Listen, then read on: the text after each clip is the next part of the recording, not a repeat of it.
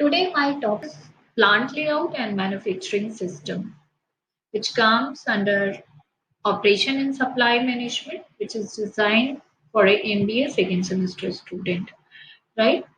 Before starting this topic, मैं आपको ये बताऊंगी कि plant layout and manufacturing system क्या होता है और उसके पहले आपको ये जानना है कि लेआउट क्या होता है। जनरली हम ये वर्ड्स हर जगह सुनते हैं कि हमने लेआउट तैयार कर लिया, लेकिन एग्जैक्टली लेआउट मतलब क्या होता है, इसे हम यहाँ पे इसका रोल प्लांट लेआउट मतलब प्लांट में basically in a factory layout का क्या रोल है ये हम देखेंगे। Plant layout and manufacturing system को बताने के पहले मैं ये जानना चाहती हूँ या ये बताना चाहती हूँ कि plant layout and manufacturing system operation and supply management में क्यों इस चैप्टर को डिजाइन किया गया। इसके पहले मैंने आपको वीडियो लेक्चर में जो बताया था प्रोडक्शन प्लानिंग एंड कंट्रोल बताया था, और उसके पहले सेल्स फोरकास्ट। एक बार सेल्स फोरकास्ट डिसाइड होने के बाद आप क्या तय करते हो कि हमारा प्रोडक्शन प्लानिंग क्या होना चाहिए, जिसमें आपको मैंने वेरियस स्टेप्स बताए थे, राइट। अगर प्लांट लेआउट है इसका मतलब आपका ये तो तय हो गया कि कौन कौन से टास्क हैं जो आपको इन्वॉल्व होंगे to manufacture any of the product. लेकिन अब आपको ये जानना है कि जो आपका प्रोडक्ट बनेगा उसमें मशीनरी या जो भी इक्विपमेंट, टूल्स, फर्नीचर जो भी आपको लगता है कि उस प्रोडक्ट को बनाने के लिए रिक्वायर्ड है, उसका अरेंजमेंट, उसको आप किस तरीके से व्यवस्थित करेंगे, उसे ही हम बेसिकली लेआउट कहते हैं।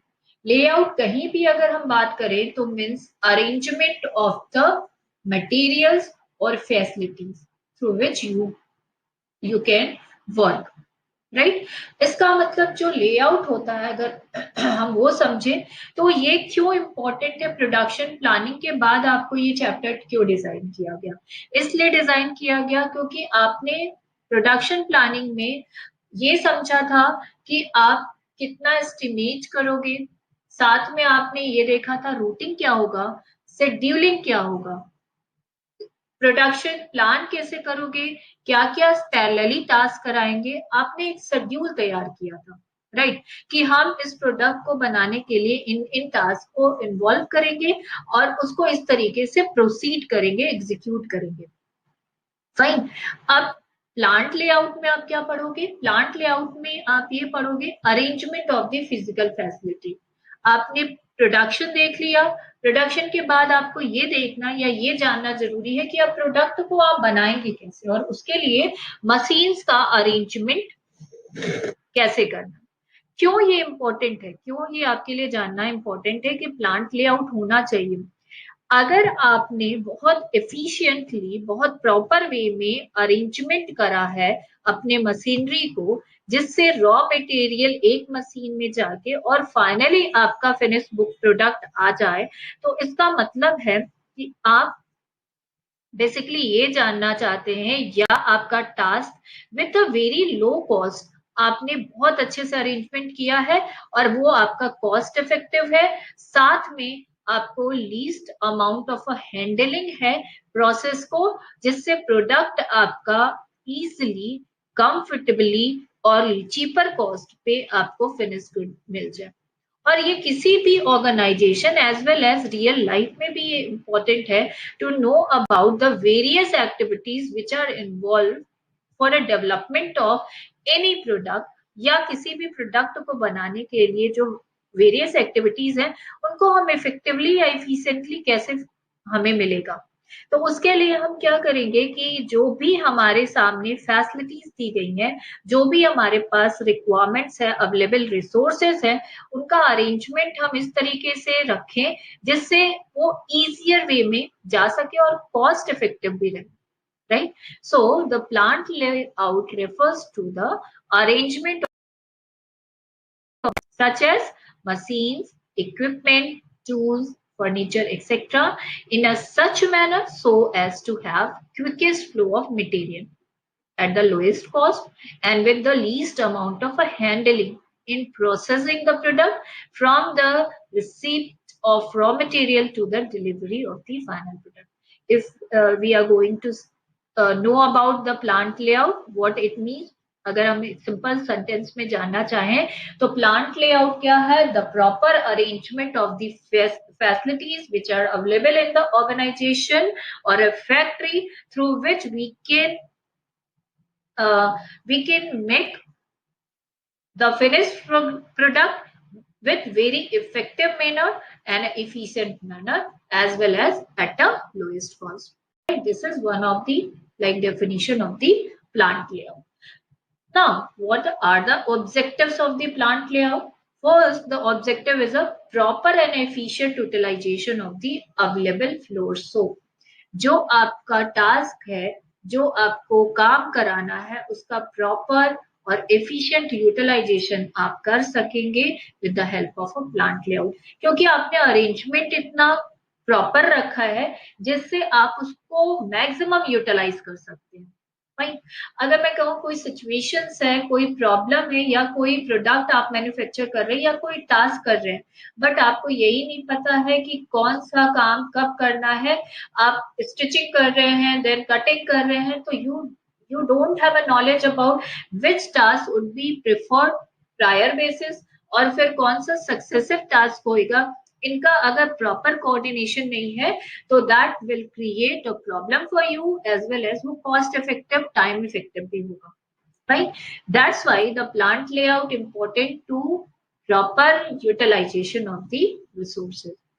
It also minimize the material handling cost, क्योंकि अगर अरेंजमेंट सही है, अगर लेआउट सही है तो सुपरविजन की रिक्वायरमेंट कम होएगी, जो कि मटेरियल हैंडलिंग कॉस्ट भी कम उससे लगेगा. Provide ease of supervision and control, and it also allow easy maintenance of machine and plant. Right, this is all about the objectives of the plant layout. Right, तो next of this अगर हम देखें तो plant layout में अगर आप जानना चाहते हैं तो कितने टाइप के प्लांट लेआउट होते हैं, अकॉर्डिंगली द प्रोडक्ट हमें कौन सा प्लांट लेआउट सेलेक्ट करना चाहिए. Fine, various kind of plant layout होते हैं, जिसमें हम सबसे पहले जो पढ़ेंगे वो पढ़ेंगे प्रोडक्ट और line layout. As the name suggested here, that is a line layout. It means we have to arrange all the workstations at linear way. Right, it means अगर हमने मशीन और इक्विपमेंट को एक सीक्वेंस में operational wise अगर हमने उसको arrange करके रखा है in a line, first this machine and after that जो प्रोडक्ट जाएगा वो इस वाले दूसरे मशीन पे जाएगा, फिर तीसरे मशीन पे जाएगा, फिर चौथे मशीन पे जाएगा और so on. That depend on कि प्रोडक्ट फर्स्ट मशीन पे गो थ्रू होने के बाद उसकी जो सेमी फिनिश पार्ट है उसको सेकंड मशीन पे ही जाना पड़ेगा, फिर उस पार्ट का जितना पार्ट कंप्लीट हुआ उसके बाद उसका नेक्स्ट मशीन कौन सा होगा, थर्ड मशीन. इस तरीके से आपने अरेंजमेंट किया है तो वो आपका क्या कहलाता है, प्रोडक्ट और अ लाइन लेआउट. राइट, अगर आप इसको दूसरे वे में समझे, the layout that the machine and equipments are arrange in a one line depending upon the sequence of the operation required for the product. Right, the material moves to another machine sequentially without any breakage or deviation, that is the output of a one machine become an input for the second machine or a next machine. It requires a very little material handling. Right, जो पहले machine का आपका output है वो दूसरी machine के लिए जो नेक्स्ट मशीन उसके साथ रखी गई है उसके लिए वो क्या करेगा, इनपुट का काम करेगा and so on. Right, now what is advantage to select this, और किस तरीके के प्रोडक्ट के लिए आपको प्रोडक्ट लेआउट होता है, प्रोडक्ट लेआउट होता है उसके ये एडवांटेज होते हैं. पहला तो low cost of material handling, हमारा मटेरियल हैंडलिंग इसमें कम से कम लगता है due to straight and a short route, क्योंकि आपको पता है कि ये क्या है, इसका सीक्वेंस लाइन वाइज है, प्रोडक्ट लेआउट है, एक के बाद दूसरा, दूसरे के बाद तीसरा, इस तरीके से वो स्टेशन अरेंज किया जाता है जिससे वो स्ट्रेट रहता है और जो रूट है वो भी शॉर्टेस्ट रूट रहता है। Absence of a back tracking, साथ में इसमें एब्सेंटीज होता है, कोई लूप होल होने के जो चांसेस है वो कम होते हैं। This is one of the smooth and continuous operation. हम उन प्रोडक्ट्स का यहाँ यूटिलाइजेशन कर सकते हैं जहां पे हमें वो वेरियस मशीन के बाद लास्ट में फिनिश प्रोडक्ट मिले, उस तरीके का प्रोडक्ट हम यहाँ पे यूज कर सकते हैं, राइट। मैं इसके लिए आगे आपको एग्जांपल बताऊंगी। कंटिन्यूस फ्लो ऑफ वर्क, ठीक है, lesser inventory and work in a progress. इसमें इन्वेंट्री की, क्योंकि आप कहीं पे सेमी फिनिश गुड को बना बना के कहीं उसका इन्वेंट्री करके फिर सेकेंड स्टॉप पे नहीं दे रहे हैं, आपका directly first machine and after that second and so on आप करते जा रहे हैं, तो आपको इन्वेंट्री करने की जरूरत नहीं पड़ रही है, और ये एक तरीके से वर्क इन प्रोग्रेस में, राइट। नेक्स्ट है आपका optimum use of the floor space, right. Simple and जो आप जहां पे ये मशीन्स को रख रहे हैं, जिस फ्लोर का आप यूटिलाइजेशन कर रहे हैं, वहां पे जो अरेंजमेंट है वो सिक्वेंशियल है। तो सिक्वेंशियल है तो आपका जो फ्लोर स्पेस है वो भी ऑप्टिमम यूटिलाइज हो रहा है। It is one of the simplest method and effective inspection of the work and simplified production control also, right, and in a last lower manufacturing cost per unit, जो बनाने का खर्चा आता है पर यूनिट वो भी इसमें लोअर आता है। For example, if you are going to make biscuits, biscuit factory में अगर आप देखें तो वहां जो अरेंजमेंट होता है मशीन्स का, सबसे पहले क्या होता है, इंग्रेडिएंट्स, इंग्रेडिएंट्स के लिए मिक्सिंग ऑफ दैट इंग्रेडिएंट्स, पहले आप उसको मिक्स करेंगे तो जो मशीनरी होती है, पहले बिस्किट्स के जो भी रॉ मटेरियल्स होते हैं उसको वो इंग्रेडिएंट मिक्स होता है, उसमें जो इंग्रेडिएंट सारे मिक्स किए जाते हैं। आफ्टर दैट पूरे इंग्रेडिएंट्स आ गए, इकट्ठे हो गए, मिक्स हो गए, उसमें सॉल्यूशंस बनाया जाता है, उसका बैटर तैयार किया जाता है, बैटर तैयार करने के बाद उसको मोल्ड में डाला जाता है, मोल्ड में डालने के बाद उसे बेक किया जाता है, बेक करने के बाद नेक्स्ट जो मशीन आती है उसमें उसके सैंपल्स बन बन के तैयार होते हैं, और सैंपल्स बन के उसको एक बार इंस्पेक्ट किया जाता है, इंस्पेक्ट में देखा जाता है whether it is over baked और नॉट बेक्ड आपका सही हुआ है, उसके बाद फाइनली इसको क्या किया जाता है, पैकेजिंग की जाती है। तो जो अरेंजमेंट ऑफ मशीन होता है, सबसे पहले इंग्रेडिएंट मिक्सिंग का होता है, आफ्टर दैट आपका बेकिंग होता है, बेकिंग के बाद आपका बिस्किट्स बाहर आता है, फिनिश गुड, राइट। तो अरेंजमेंट क्या होता है, एक ही फ्लोर स्पेस पे ये सारी मशीन अरेंज हो जाती है in a one of the like floor space पे, और अरेंजमेंट भी इन अ सीक्वेंस वाइज होता है, राइट। तभी इस तरीके के प्रोडक्ट ज्यादा से ज्यादा क्वांटिटी में बनाए जा सकते हैं। नाउ व्हाट इज डिसएडवांटेज, क्योंकि एडवांटेज है तो कहीं ना कहीं कुछ हर्डल्स भी आ सकती हैं, और जो पहला हर्डल आता है, higher initial capital investment in a special purpose machine, क्योंकि इस तरीके की मशीन के लिए आपको शुरुआत में ही ज्यादा कैपिटल की रिक्वायरमेंट आती है, क्योंकि ये हाईली टेक्नो बेस्ड मशीन होती है जहां पे आपको कैपिटल ज्यादा रिक्वायर्ड होती है। हाई ओवरहेड चार्जेस, जो आपके वेरिएबल चार्जेस हैं वो इसमें ज्यादा लगते हैं। अगर कभी एक मशीन में कोई प्रॉब्लम आ गई, ब्रेकेज आ गया, तो पूरा काम आपका रुक जाएगा, ये इसका मेन डिसएडवांटेज है, right. And the last one is what, lesser flexibility of the physical resources.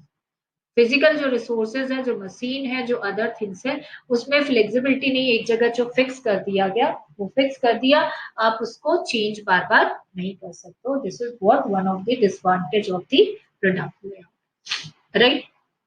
Now what is the next one is process layout, right. Process layout क्या होता है, in this type of a layout the machine of a similar type of are arranged together at a one place. This type of layout is used for a batch production. It is preferred when the product is not standardized and the quantity produced is very small. Process layout में batches बनते हैं, और group of a small unit, एक department बनता है और parallelly दूसरे भी डिपार्टमेंट में कुछ अलग टाइप के प्रोडक्ट्स बनते हैं। तो सिमिलरली 2 या 2 से ज्यादा डिपार्टमेंट में आपका सेम टाइप का प्रोसेस चलता रहता है, राइट। इसका मतलब ये है कि इसमें स्टैंडर्डाइज्ड नहीं होते हैं। फॉर एग्जांपल जैसे मैंने आपको बोला कि बिस्किट्स है, तो सेम टाइप का अगर आपको बिस्किट बनाना तो दैट इज अ स्टैंडर्ड, और क्वांटिटी भी उसमें यूज होती है, तो आप वहां पे प्रोडक्ट लेआउट लेंगे।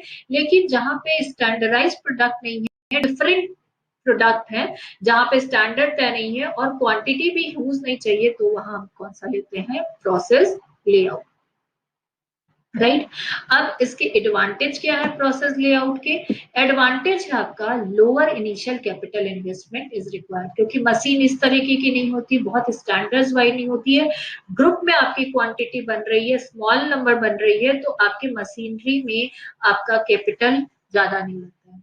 There is a high degree of machine utilization as a machine is not block for a single product. जो यहाँ पे मशीन का यूटिलाइजेशन है वो मैक्सिमम होता है, ऑप्टिमम होता है। क्यों? क्योंकि एक मशीन पे आप स्मॉल ग्रुप ऑफ क्वांटिटी बनाते हैं, और दूसरा एक जो कंडीशन इसमें फुलफिल होता है कि अगर एक मशीन ब्लॉकेज हो जा रहा है तो आप उसी काम को दूसरे मशीन से करा सकते हैं, राइट। यहाँ पे सीक्वेंस एक नहीं है कि एक का ब्रेकेज हो गया तो प्रीवियस या सेकेंड सीक्वेंस डिस्टर्ब हो जाएगा। The overhead cost are relatively low, इसमें वेरिएबल कॉस्ट है वो रिलेटिवली लो लगते हैं। Breakdown of a one machine does not disturb the production process, right, and the supervision can be more effective and specialized. अब इसके disadvantage क्या है? Disadvantage है material handling cost are high due to back tracking, क्योंकि आप पीछे जाके उसको देखते हो कि काम सही हो रहा है नहीं, तो मटेरियल हैंडलिंग कॉस्ट इसमें ज्यादा लगता है। इसके लिए आपको स्किल्ड मोर स्किल्ड लेबर की रिक्वायर्ड होगी, resulting in a higher cost. Work in progress inventory is a high, needing greater storage space, क्योंकि आप छोटे छोटे ग्रुप्स बना के रख रहे हैं तो इसके लिए इन्वेंट्री रिक्वायर्ड होगी, जो कि आपका स्टॉक कॉस्ट लगाएगी। मोर frequent inspection is a needed which results in a costly supervision. आपका सुपरविजन इसमें कॉस्टली होता है क्योंकि बार बार इंस्पेक्शन की रिक्वायरमेंट होती है कि काम सही हो रहा है कि नहीं हो रहा है, that's why it needed what a costly supervision. This is about your process. Now, what is the basic difference with most of company uses what either production layout or a process layout. So, what is the difference between a production layout and a process layout? जो product layout है वो basically अगर आप बात करें on the basis of a duplication of equipment, तो more duplication of a plant and equipment product layout में एक ही तरीके के इक्विपमेंट जो है उसकी डुप्लीकेसी इसमें ज्यादा होती है। प्रोसेस लेआउट में less duplication of the plant and equipment, जो इक्विपमेंट्स हैं प्रोसेस लेआउट में वो कम होते हैं। Production control more effective because of the pre planning, sequence एक है, लाइन प्रोडक्ट है, इसलिए आपका प्रोडक्शन कंट्रोल इसमें कम होता है। जबकि प्रोसेस लेआउट में difficult due to number of department, आपको अलग अलग डिपार्टमेंट में जाके पर्टिकुलर प्रोडक्ट के लिए प्रोसेस देखना है, तो आपका वहां पे प्रोडक्शन कंट्रोल ज्यादा रिक्वायर्ड होगा। प्रोडक्ट लेआउट में मटेरियल हैंडलिंग कॉस्ट लेस है, जबकि प्रोसेस लेआउट में हाई होता है। Production time involve less in a product layout, why? Because it is arrange in a sequence wise, तो रूटिंग शॉर्ट रूटिंग होता है जिससे आपका प्रोसेस टाइम कम लगता है। जबकि प्रोसेस लेआउट में आपको हाई लगता है क्योंकि डिफरेंट डिपार्टमेंट में आपके मशीनरी और इक्विपमेंट है। नेक्स्ट है आपका accumulations of the work in progress, which is low in a product layout and high in a process layout, right? Floor area जो ऑक्युपाइड हो रहा है वो आपका प्रोडक्ट लेआउट में कम होता है, जबकि प्रोसेस लेआउट में अधिक होता है। Now greater utilization of the machine, इसमें प्रोसेस लेआउट में लेस, क्योंकि आप एक मशीन को एक ही टाइम एक ही वर्क के लिए यूज कर रहे हो, जबकि प्रोसेस लेआउट में एक ही मशीन से आप various type of activities you can conduct. So there is a maximum utilization of a machine in a process layout. उसमें ज्यादा यूटिलाइजेशन होता है क्योंकि एक मशीन से आप ज्यादा से ज्यादा काम ले रहे हैं, जबकि प्रोडक्ट लेआउट में आप उस मशीन से सिर्फ एक टाइप का ही टास्क जो कि आपको पता है कि स्पेसिफाई है उसी को आप काम में लेते हैं। फ्लेक्सिबिलिटी प्रोडक्ट लेआउट में कम होती है और प्रोसेस लेआउट में हाई होती है। मशीनरी और इक्विपमेंट क्योंकि आप फ्लेक्सिबल होते हैं, कहीं आप यूटिलाइजेशन उसका दूसरे तरीके से कर सकते हो, राइट। जो इसका एप्लीकेशन है प्रोडक्ट लेआउट का, in a industry which manufacture standard product and heavy a repetitively process, जहां पे एक ही तरीके का प्रोसेस बार बार रिपीट होता है और जो प्रोडक्ट भी होते हैं वो स्टैंडर्ड होते हैं कि यही बनाना है, इस तरह का एक आपको पता होता है, स्टैंडर्डाइज प्रोडक्ट होते हैं, वहां पे आप क्या लेते हो, product layout.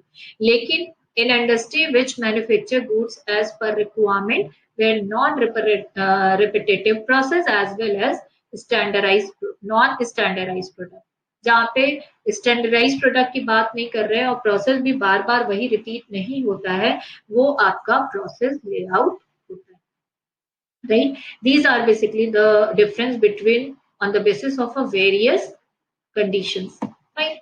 Now combined layout, combined layout क्या होता है, combined layout होता है, it is a mixing of, you can say that is a process as well as product layout, इसको हम बोलते हैं combined layout। In a single department you can arrange the machine in a line wise and it is also behaving as a single or a one department। दूसरे department में भी आपने क्या किया, लाइन लेआउट ले लिया। तो this is what a different combination of the combined layout, right। Manufacturing concern where several products are produced in a repeated numbers with no likelihood of a continuous production, right। At that time combined layout is required, जहां पे आपका process layout भी चल रहा है as well as साथ में आपका पैरेलली प्रोडक्ट लेआउट भी चल रहा है। मैंने जैसे आपको बताया कि एक डिपार्टमेंट में आपने क्या किया, लाइन लेआउट लिया, बट जरूरी नहीं है जो आपका फिनिश प्रोडक्ट है वो आपका एक ही सिक्वेंशियल ऑर्डर में मिले, उसे डिफरेंट डिपार्टमेंट से गो थ्रू होना पड़ता है, राइट। तो it is a combination of both process as well as product layout, right. Now fix position और अ लोकेशनल लेआउट क्या होता है। Fix positional layout involves the movement of man power and machine to the product which remains stationary, right. जो product है that is fixed, वो आपका fixed है, लेकिन उस प्रोडक्ट के अकॉर्डिंग किसको मूव करना पड़ रहा है, मैन पावर को, और साथ में आप कह सकते हो मशीनरी को। इसका मतलब है जो वो प्रोडक्ट बन रहा है वो बहुत हैवी है, साथ में बहुत स्पेशलाइज्ड है और बहुत स्टैंडर्डाइज्ड है। मूव कौन कर रहे हैं, मैन पावर और मशीन। जैसे आपके डैम्स बनते हैं, राइट, एयरक्राफ्ट बनते हैं, ये सारे चीज जो होती है उसमें आपका ये फिक्स पोजीशन या आप इसको कह सकते हो location layout, fine. In this the movement of man and machine is advisable as the cost of moving them would be lesser। Machine और स्किल्ड पर्सन का मूवमेंट है वो लेसर कॉस्टियर पड़ता है बजाय कि आपका प्रोडक्ट मूव करे। This type of a layout is preferred where the size of the job is bulky and heavy, right? An example for such kind of a layout is locomotives, ships, boiler, generator, wagon building, aircraft manufacturing, etc. Right? तो ये आपका example हुआ fix position का। Now this is what one of the diagram which present the fixed position layout। Raw material है, machinery है, labour है, ये सारे मूव कर रहे हैं, एयरक्राफ्ट वहीं असेंबल हो रही है और फिनिश प्रोडक्ट आपका फ्लोर स्टेशन जो स्टेशन है वहीं पे बन रहा है। तो what is advantage of a fix position layout. The investment on a layout is a very small. The layout is a flexible as change in a job design and operational sequence can be easily incorporated. And the last one is a adjustment can be made to meet shortage of material or absence of a worker by changing the sequence of operation. ये सारे इसके advantage है accordingly, क्योंकि आप product move नहीं करा रहे हो, आप मटेरियल में अगर शॉर्टेज आ रहा है या एब्सेंस हो रहा है या स्किल एब्सेंस हो रहा है, तो आप उसकी जगह उसका अल्टरनेटिव ले सकते हैं, चेंज कर सकते हैं. Fine. Now what is disadvantage of a fix position layout? Disadvantage जो इसका है, is the production period being very long, so the capital investment is a very high. अगर प्रोडक्शन पीरियड लंबे समय तक है तो जो आप कैपिटल इन्वेस्टमेंट कर रहे हो वो उसमें बहुत ज्यादा लगता है. Very large space is required for storage of material and equipment near the product, क्योंकि अगर आप एयरक्राफ्ट बना रहे हैं तो उसके नियर स्टेशन पे आपको क्या रखना पड़ेगा, मटेरियल एंड इक्विपमेंट, क्यों आपको वहां से स्टॉक मेंटेन करना इन मटेरियल्स एंड इक्विपमेंट का कॉस्ट पड़ता है. Right? This is all about your fixed position layout. Now just come to a last one, that is a cellular layout. Right? Cellular layout क्या है? Cellular manufacturing is a type of a layout where machines are grouped according to the process requirement for a set of a similar item that requires similar processing. Right? Cellular क्या है? छोटे छोटे sales बना दिए जाते हैं accordingly to the similar item. एक जैसा आइटम एक प्रोसेस होके बन रहा है और छोटे छोटे सेल्स में सिमिलर टाइप ऑफ आइटम आपके प्रिपेयर किए जाते हैं और इन्हें ग्रुप्स को क्या कहते हैं, सेल्स कहते हैं. Therefore, a cellular layout is an equipment layout configured to support cellular manufacturing. Processes are grouped into cells using a technique known as a group technology. Group technology involves identifying parts with a similar decision characterize size, shape and a function, and similar process characterize type of processing required, available machinery that perform this type of process and processing sequence. एक type के task, एक type के process को एक जगह design किया जाता है और दैट डिपेंड ऑन कि किस तरह का पार्ट आप बना रहे हो, कौन से साइज का, कौन से शेप का, ये सारे एक जगह ग्रुप किए जाते हैं और प्रोसेस भी एक तरीके के प्रोसेस को एक जगह ही रखा जाता है. Right. What is advantage of a cellular manufacturing type? जो इसमें कॉस्ट है वो cellular manufacturing provides for a faster processing time, less material handling, lace work progress, inventory and reduce setup time, जो कि आपका कॉस्ट कम करता है. फ्लेक्सिबिलिटी के अगर पॉइंट ऑफ व्यू से देखेंगे तो production of a small batches होता है which provide some degree of increase flexibility. Motivation works are a cross trained to run every machine in the cell. एक जैसे जो सेल है उसमें ऐसा जरूरी नहीं है कि एक ही जैसे वर्कर काम करे, वर्कर को दूसरी जगह भी शिफ्ट किया जाता है, तो they don't have to face boredom और इसके लिए फिर उनके पास डाइवर्सिटी ऑफ टास्क भी हो जाता है. राइट. तो इसका डिसएडवांटेज है. डिसएडवांटेज बेसिकली जो इसका लिया जाता है वो लिया जाता है कि फ्लेक्सिबल तो है लेकिन एट अ मोमेंट जब आपका सिमिलर टाइप का टास्क या जो असेंबली कॉस्ट है या सुपरविजन जो कॉस्ट है वो इसमें आपका ज्यादा से ज्यादा लगता है. Right. So this is only about the plant layout कि प्लांट लेआउट होता क्या है और इसकी इंपॉर्टेंस क्या है, क्यों प्लांट लेआउट बनाया जाता है, साथ में कितने टाइप के प्लांट लेआउट होते हैं. प्रोडक्ट के क्वालिटी और स्टैंडर्ड पे डिपेंड करता है कि कौन सा प्रोडक्ट लेआउट किसी कंपनी को सेलेक्ट करना चाहिए to manufacture their product. Right. This is all about your plant layout. In our next video, I'm going to tell you the manufacturing system. Right? Thank you so much, student, for watching my video.